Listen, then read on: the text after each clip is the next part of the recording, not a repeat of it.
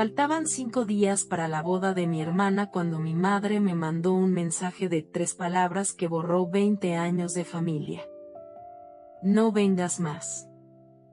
Yo iba a reírme de esa boda. No sabía que, sin quererlo, iba a destruirla. Y todo empezó con una sola foto que mi madre me envió para humillarme, sin saber que acababa de entregarme la prueba de la mentira más grande que mi familia jamás había visto.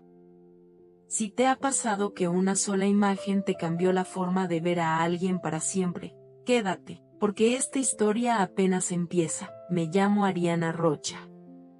Tengo 33 años y vivo sola en un departamento pequeño donde la calefacción nunca funciona bien en invierno. Mi hermana Verónica y yo no fuimos criadas como esas hermanas de películas que se cuentan todo. Pero compartimos cuarto hasta que yo tenía 12 años. Lloramos juntas la noche que nuestro padre se fue y no volvió. Eso, en mi familia, ya era suficiente para llamarnos cercanas. Crecimos con lo mínimo. Mi madre, Estela, trabajó 2 empleos para que no nos faltara nada esencial, aunque sí nos faltó casi todo lo demás. Navidades con regalos comprados a crédito. Rentas pagadas 5 días tarde. Esa clase de infancia que te enseña a agradecer, pero también te deja una herida que nunca dices en voz alta. Verónica siempre quiso más. Y no la culpo. Quería una vida donde el dinero no fuera una preocupación diaria. Así que cuando conoció a un hombre que decía llamarse Maximiliano Vane, heredero de una naviera llamada Vane Marítima, mi madre casi se desmaya de la felicidad. Zapatos italianos. Reloj suizo. Una sonrisa perfecta que, ahora lo sé, nunca llegaba a los ojos.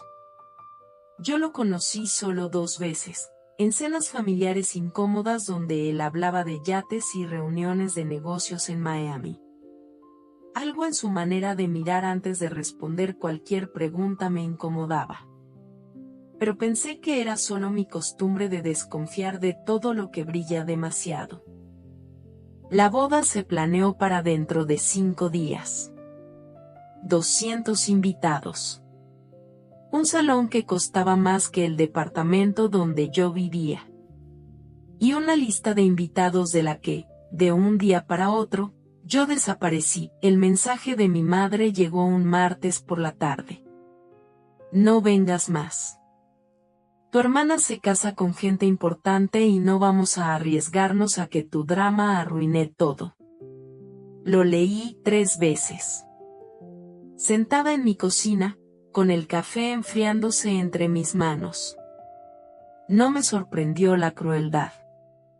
Me sorprendió lo fácil que le salió, como si estuviera cancelando una reservación de restaurante y no borrando a su propia hija de la boda de su hermana. Escribí una respuesta. La borré. Escribí otra. Nada sonaba bien. La rabia quería salir como súplica, y la súplica quería salir como rabia, y ninguna de las dos era algo que yo quisiera enviarle a una mujer que acababa de llamarme un problema. Así que no respondí. Me quedé mirando la pantalla, porque conocía a mi madre. Ella nunca daba una mala noticia sin rematarla con algo que doliera un poco más. Y en menos de 1 minuto, llegó el segundo mensaje. Sin palabras. Solo una fotografía. La foto de compromiso de Verónica. Profesional, de esas que cuestan lo que yo gano en una semana. Ella, radiante, con un vestido color champán. Y junto a ella, con el brazo alrededor de su cintura, el futuro esposo. Miré su cara durante exactamente 3 segundos. Y algo en mi pecho se puso frío. Después caliente. Después se rompió en una risa que no venía de la alegría. Venía de la incredulidad más pura que había sentido en mi vida. Me reí hasta que me dolieron las costillas, hasta que se me llenaron los ojos de lágrimas. Tuve que soltar el teléfono en la mesa porque me temblaban las manos. Porque yo conocía esa cara. La conocía desde hacía 4 años. Mucho antes de que Verónica dijera haberlo conocido en algún evento benéfico de gente elegante. Conocía la pequeña cicatriz sobre su ceja izquierda. Conocía esa sonrisa que nunca terminaba de llegar a los ojos, como si detrás de ella siempre estuviera calculando algo. Porque el nombre en esa foto decía Maximiliano Vane, heredero de Vane Marítima. Pero el hombre en esa fotografía, el hombre con el que mi hermana se iba a casar en 5 días, tenía otro nombre. Un nombre de otra vida. Un nombre que mi familia jamás había escuchado. Mi mente empezó a correr hacia atrás, tratando de entender cómo era posible que un mismo hombre pudiera vivir en 2 mundos completamente distintos sin que ninguno chocara con el otro. Pensé en la última vez que lo había visto. En un contexto tan lejano de brindis con champán y bodas de gente rica, que las 2 imágenes se negaban a existir juntas en mi cabeza. Pensé en lo que diría mi madre si supiera. Pensé en lo que haría Verónica si descubriera, 5 días antes de caminar hacia el altar, que el hombre que le esperaba no era quien decía ser. De pronto, que me hubieran sacado de la boda era el problema más pequeño de la habitación. Mi madre creía que estaba protegiendo el apellido familiar al borrarme de la lista. No tenía idea de que la verdadera amenaza contra ese apellido ya estaba adentro de la casa, usando un traje de $3,000 y sonriendo para fotos de compromiso, esperando un día de boda que estaba a punto de convertirse en algo que ninguno de ellos imaginaba. Tomé el teléfono otra vez. Abrí mis contactos. Encontré un número que no marcaba hacía más de 1 año. Mi dedo se quedó suspendido sobre el botón de llamar. Sabía que, en cuanto hiciera esa llamada, ya no habría forma silenciosa de regresar de lo que venía. Pero hay puertas que, una vez que ves lo que hay detrás, ya no se pueden cerrar. Respiré hondo. Y llamé. Porque 5 días no eran mucho tiempo, y había una boda que mi familia necesitaba entender mucho mejor antes de que sucediera. La llamada conectó al tercer timbre. Una voz conocida contestó, con cautela, como si ya presintiera que esto no era una llamada amistosa. Su nombre era Renan Castillo, investigador privado que había contratado 2 años atrás durante un conflicto feo con un exarrendador. La única persona que conocía capaz de conseguir información real sobre alguien más rápido de lo que cualquiera de nosotros podría lograr buscando en Internet. No perdí tiempo en cortesías. Le dije que necesitaba todo lo que pudiera encontrar sobre un hombre llamado Maximiliano Vane. Y con la voz temblando un poco, le expliqué por qué. Renan se quedó en silencio un momento. Y ese silencio confirmó el frío que ya se había instalado en mi estómago. Reconoció la descripción de inmediato. Porque el hombre fotografiado junto a mi hermana no se llamaba Maximiliano Vane. Su nombre real era Braulio Núñez. Y 2 años antes, Braulio había sido investigado por operar un esquema de inversiones que vació las cuentas de retiro de al menos 6 familias, antes de desaparecer de todos los registros que importaban. Colgué el teléfono y me quedé mirando el techo de mi departamento durante mucho tiempo, mientras las piezas se encajaban con una claridad que dolía. Braulio no se había casado con dinero antiguo. Había construido una identidad completa alrededor de esa mentira. Un apellido inventado. Una página web de una naviera que Renan confirmó había sido registrada apenas 8 meses atrás. Una red de medias verdades lo suficientemente sólida como para engañar a una mujer desesperada por demostrar que había llegado más lejos de donde había empezado. Verónica no se estaba casando con la riqueza. Se estaba casando con un fraude. Y en 5 días, iba a pararse frente a 200 invitados para entregarle su vida entera a un hombre que ya le había hecho esto a otras familias y había salido limpio. Lo más difícil no fue descubrir la verdad. Lo más difícil fue decidir qué hacer con ella. Sabía que el mensaje de mi madre seguía sin respuesta en mi teléfono. Sabía que, en el momento en que abriera la boca sobre esto, ella iba a asumir que era celos, venganza, drama disfrazado de preocupación. Así que no la llamé a ella. Tampoco llamé a Verónica.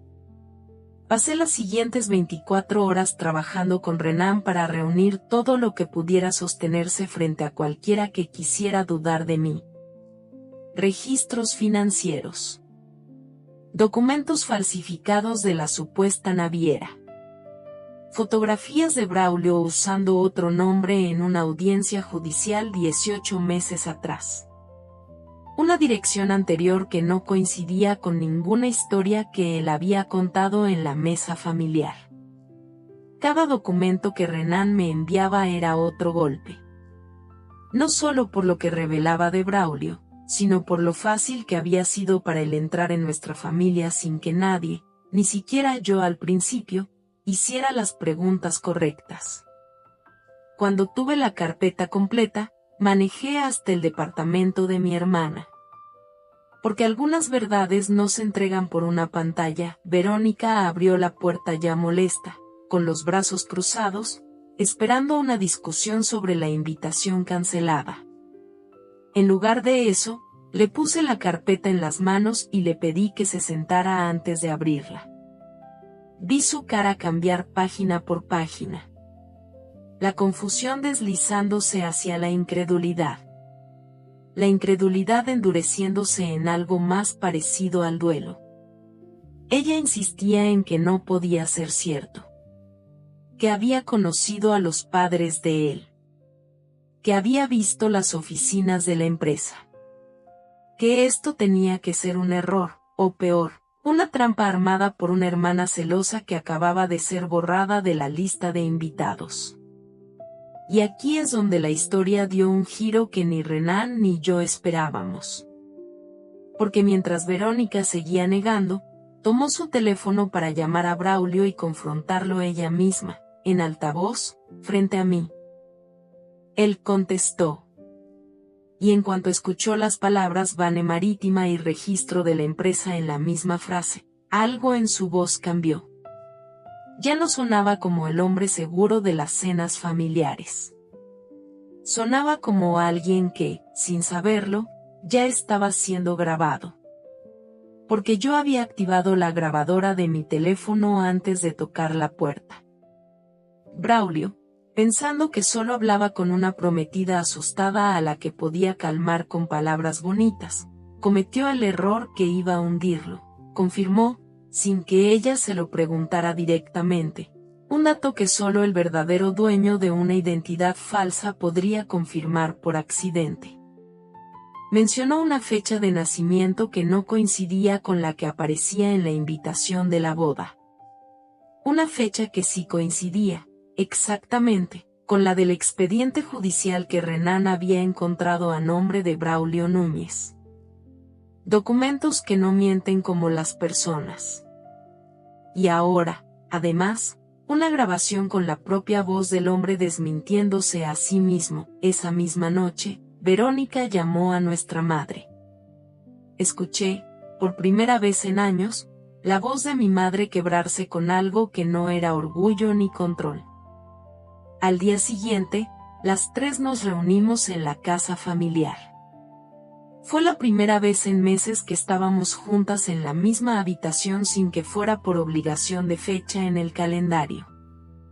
Mi madre quería negarlo todavía. Dijo que tal vez era un malentendido, que tal vez Braulio tenía sus razones para usar otro nombre. Le puse enfrente el expediente judicial con la fotografía. La misma cicatriz sobre la ceja izquierda. El mismo rostro que ella había visto sonreír en su propia sala, comiendo de su propia mesa. No hubo más excusas después de eso.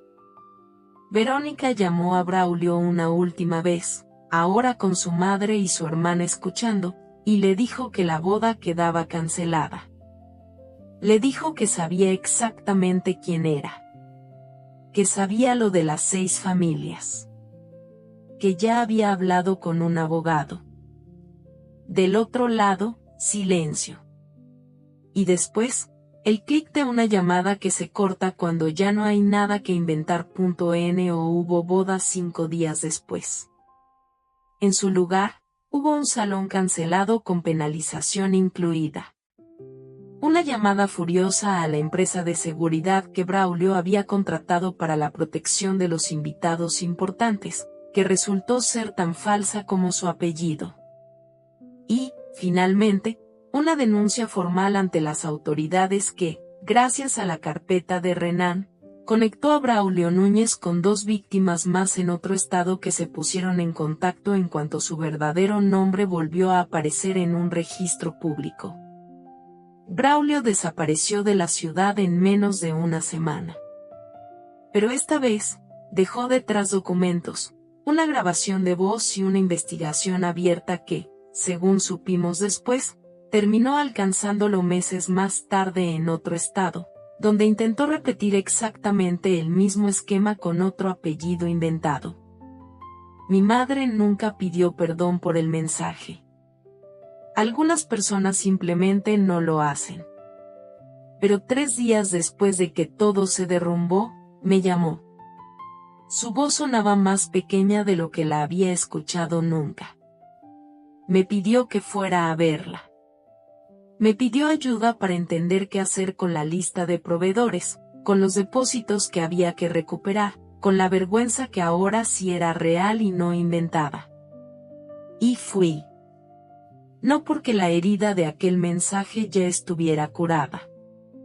Fui porque la familia, incluso una imperfecta y desordenada como la mía, sigue significando algo cuando de verdad importa. Verónica me lo agradeció solo una vez, meses después, en un café que ninguna de las 2 terminó. Me dijo que si yo no me hubiera reído frente a esa fotografía, en lugar de simplemente sentirme herida, tal vez nunca habría cuestionado nada. Que esa risa, nacida de la impresión y no de la alegría, terminó siendo la única alarma lo suficientemente fuerte como para detener un desastre que estaba a 5 días de ocurrir. Hoy Verónica está reconstruyendo su vida, más despacio, con menos brillo prestado y más preguntas antes de confiar. Mi madre y yo no arreglamos 20 años de distancia en una tarde, pero hablamos más seguido. Y aunque nunca dijo la palabra perdón, empezó a preguntarme cómo estoy antes de pedirme algo. La boda de dinero antiguo que mi madre tanto quiso proteger de la vergüenza nunca ocurrió. Y la familia que intentó borrarme de la fotografía terminó necesitando exactamente a la hija que había tratado de desaparecer. A veces, la persona que te sacan de la lista es la misma que termina salvando a todos los demás en ella. No cambié de familia. No cambié de hermana. Solo dejé de pedir permiso para importar en un lugar que ya había decidido que yo no importaba, y aún así me quedé el tiempo suficiente para proteger a la gente que sí quería. Si esta historia te hizo sentir algo, coméntalo abajo. Cuéntame si alguna vez una sola foto, un solo mensaje o un solo detalle te reveló una verdad que cambió todo. Y si te gustan las historias donde la justicia sí llega, aunque tarde, suscríbete a Código Venganza y activa la campanita, porque la próxima historia está a punto de subir, y no te va a dejar indiferente.